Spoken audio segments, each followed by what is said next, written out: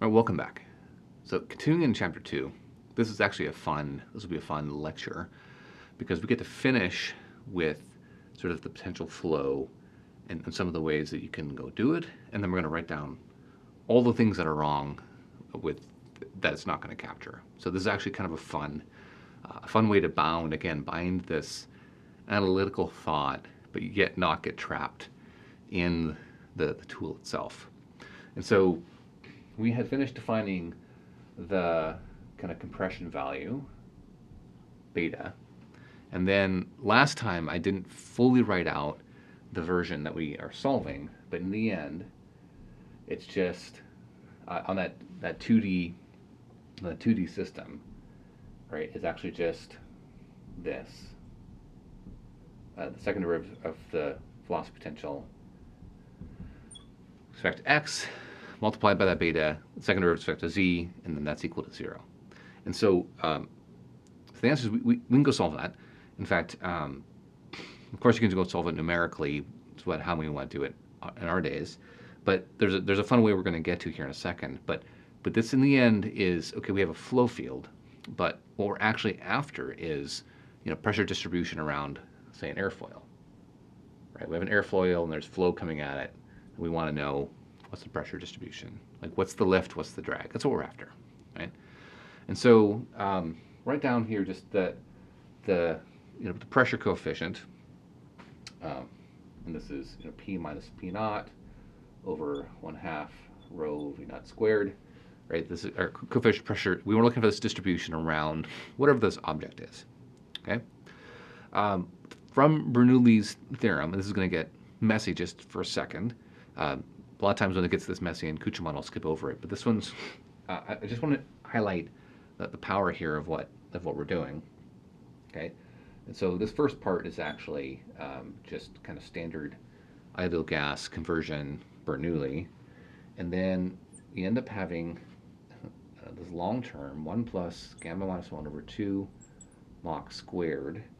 And then that internal term picks up this 1 minus V over V0 squared, and then a gamma over gamma minus 1, and that whole thing minus 1. Okay, so this is actually the term for when we solve this flow, and then based on that kind of, remember that the small perturbation flow around this. So with this, though, again, this might be still very untractable, but if alpha is small, and then we know that the kind of our components, our little changes from the velocity are small, then in the end, this whole thing then becomes just minus twice the x component over that big velocity vector. So super helpful, right? So how all this will then just kind of turn down to this. So there's an entire technique that's pretty cool where we're then going to say, you know what, we're going to add some sources and sinks. And so the way we're going to create these different shaped airfoils is by considering various sources and sinks. And so what do I mean by a source? So in this 2D picture, I have, I've magically have mass coming into the system, and that air then has to flow out of this black hole that inserted and pushing it out, okay? And so given some flow rate Q, right, and that's pi over 4 at whatever's in diameter, you get some velocity. So we can change that around. That was looking at some diameter out here. So that just gives us a form for the radial velocity at any portion, which is the source Q over 2 pi r. Okay, why is that helpful? Well, because what that'll let us do is then say I'm going to have a whole array of sources along this chord line,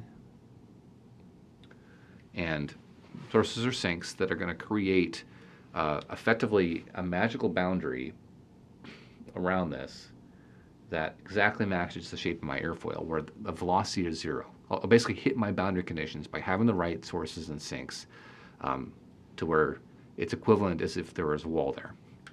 Okay, and so once we do that, then we'll end up having 1 over 2v0, integral from 0 to x, and it is whatever that source function is with respect to x. So that's the z coordinate of this. And we know that z at 0 and z at the chord have to be 0 because there's no flow, sort of flow in and out of the system, right? It's not radiating out of the airfoil. Like that's not what we're doing. We're trying to. It's a closed airfoil, so we know that whatever the sources and sinks we're doing have to kind of start within this magical line and then be sucked out to hit that full distribution. Okay. So I remember doing this stuff in grad school. It's kind of fun to kind of see where you can actually do some of that. And so I'm not going to do it here, and Kuchemann doesn't do it in his book either. But just sort of to highlight that like there are tools that we can go do, and this is honestly what people would do kind of back before computers. But a couple things that already fall out of this that are pretty interesting. And one is that we know the effect of this beta term through all of this. We already have one idea, and that is the analog airfoil. So we'll say analogous, is going to be thinner than an airfoil with compression. So what does this mean? If I have a thick airfoil, say this differently, your lift is going to go down with compression. That's basically what this says. And so you would need a thicker airfoil, or a thinner airfoil would help it out. Okay, so we can already start seeing even some of these factors from this very simple sinks and sources way of handling the potential flow, again with the modification of some amount of compressibility.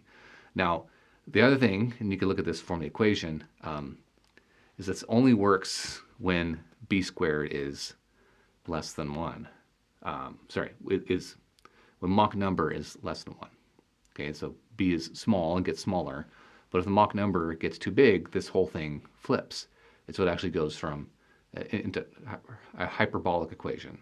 Okay, and so I know we kind of know that, but we're going to write that down that there is some component that this has to say less than 1, or else things start changing, right? And you can get that. That's what we transcritical airfoil, or this portions of the wing are starting to go sonic, and then of course supersonic. The whole thing's out of the bag. So we would need a new set of equations, and that will give you. This does not work for supersonic. It's basically the kind of closing thought. Okay, so a powerful tool. It has ways for us to really estimate subsonic airfoils, sources and sinks, and then but a couple more things, because this isn't quite it, right? There's actually one last step. So let's now talk about some of the things that we've avoided, which is viscosity. And what is that going to do? Well, first thing viscosity is going to do is, if you've got some sort of wall, there's a boundary layer that's going to grow. So we've got some velocity here, right? And so that's the height of the boundary layer. But what's happening is each, velocity, lots of different ways of defining the boundary layer. Sometimes it's like 99% of the velocity, but the height is going to grow. Right? So that's one. We know that.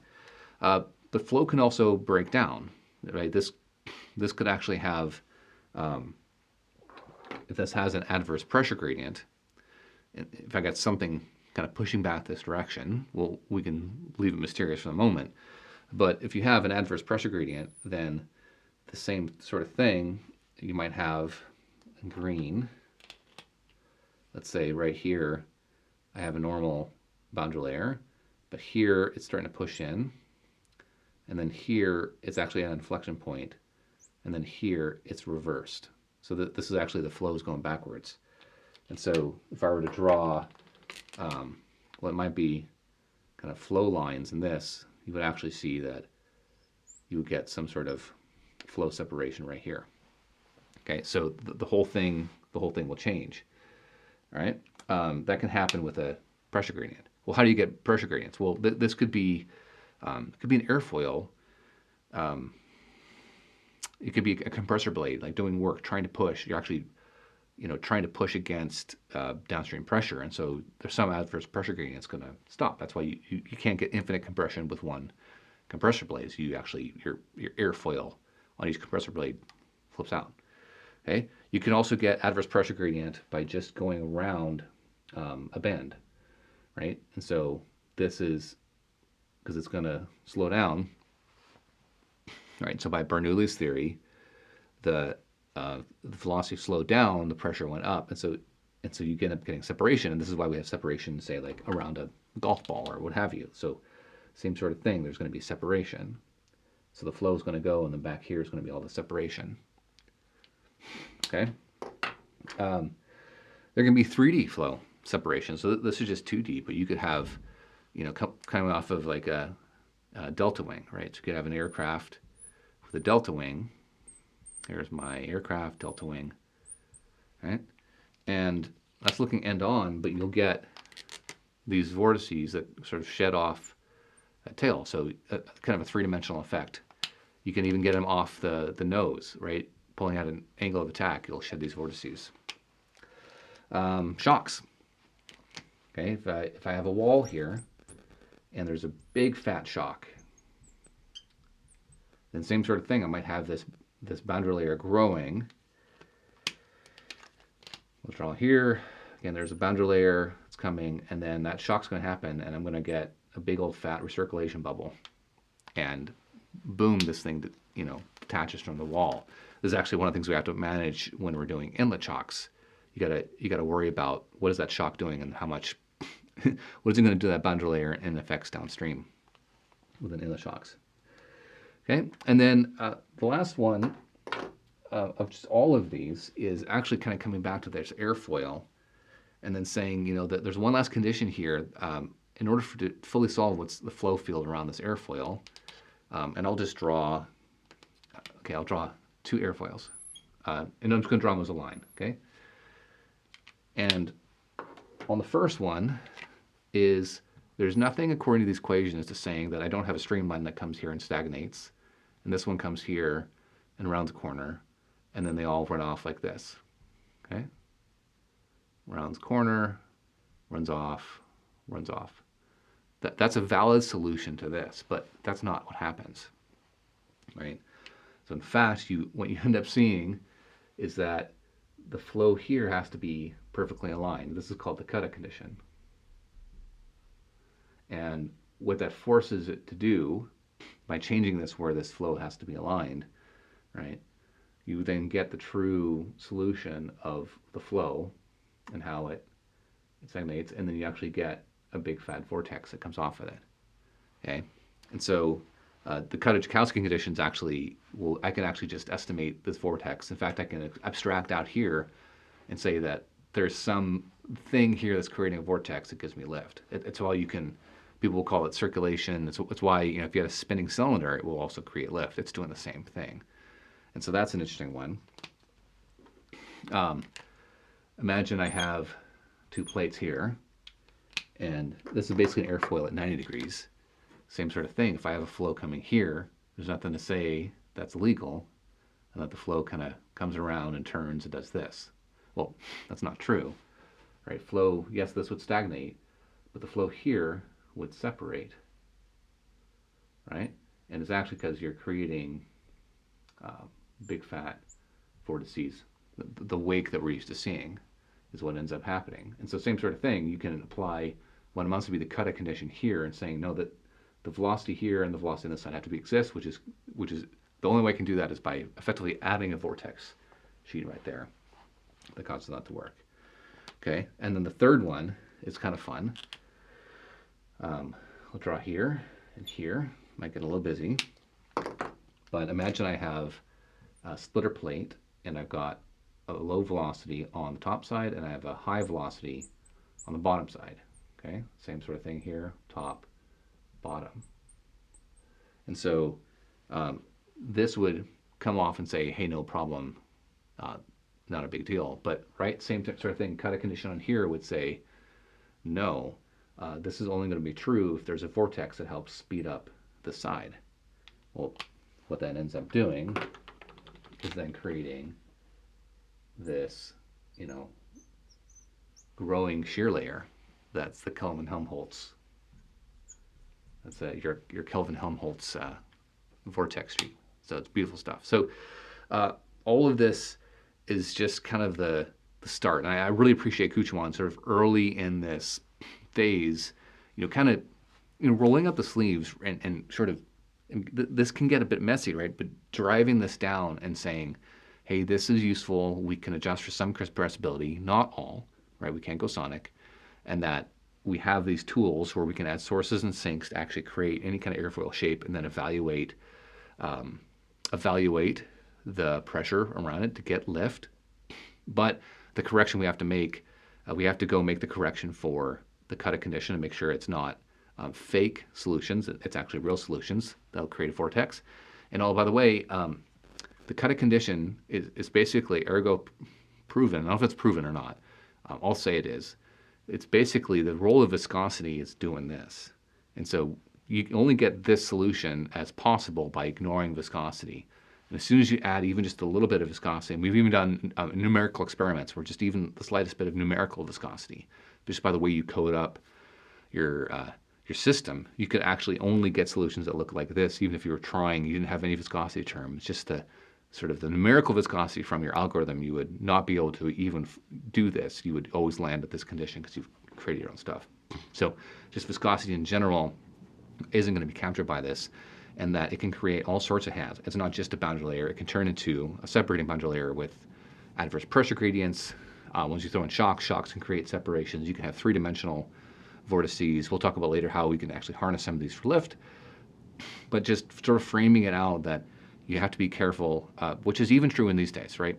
Even though we have awesome computer simulations, the number of times people will look at, I did a simulation in the computer and I used a turbulence model. Like the number of times people will look at that as some level of truth is actually scary.